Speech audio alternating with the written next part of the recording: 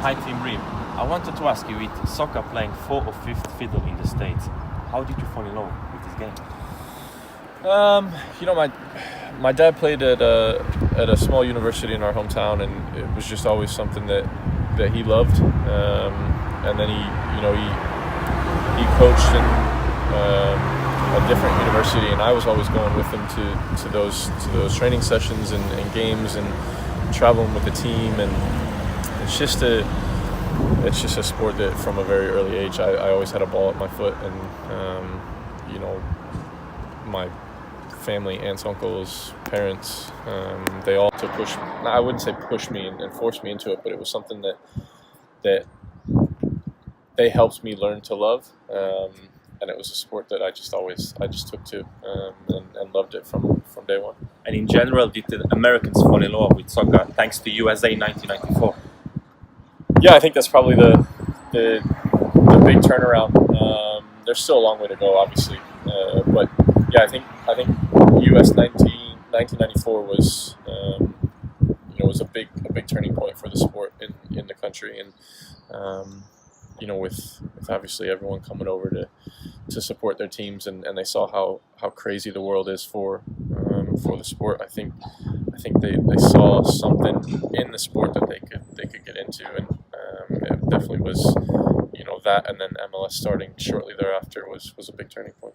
And who would you regard as the best MLS players of all time? Of course, we've had Pelé and Beckham in the NASL, and then Beckham, Ibrahimovic, Lampard. Who would you consider as the best? That's a tough call. I played with some very good ones. Some very good ones played before I played. I mean, you had Djorkaeff, you've had Henry, you've had Juan Pablo Angel, you've had Beckham, Ibrahimovic. I think for overall ability-wise, I'd probably have to say Thierry. Just the passion, the fire, the goal-scoring ability that he brought for to grow the game. I'd definitely say Beckham, without a doubt. I mean, he changed when he came over. He changed the game completely. He changed the attitude towards the league completely, and he opened the door for the door for everyone. And he came over at a time when he was still in his prime. So for him, obviously he was a big name, and he opened the door for everyone else. But I think the best footballing wise was Thierry. And how was he as a person in the dressing room? Did he give you any tips because you were 22 at the time? Yeah, I loved him. He talked to everyone, helped everyone out. Always had positives and negatives and constructive criticism, and helped you with things that you could do better. He was an ultimate professional. Always doing the right things, and he was just a good all-around person. Never had a bad word about anybody in the dressing room, and always invited guys over to have meals and hang out. So he was a great person. What do you make of Alexi Lalas criticizing everyone? I like Alexi. I've never had any bad run-ins with him, and I think it's just his style. Do you know what I mean? Everyone has their niche in the market, and they try to be something,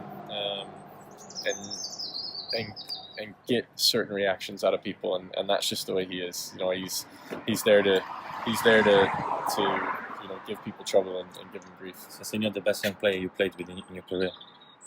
Yeah, without a doubt. And I've played with not many as young as him, but he's definitely one of if not the best 17-year-old that I've ever played. And who would you regard as the best American soccer player of all time? Oh, of all time! Wow, We had Vinalda, we had Casey Keller. Yeah.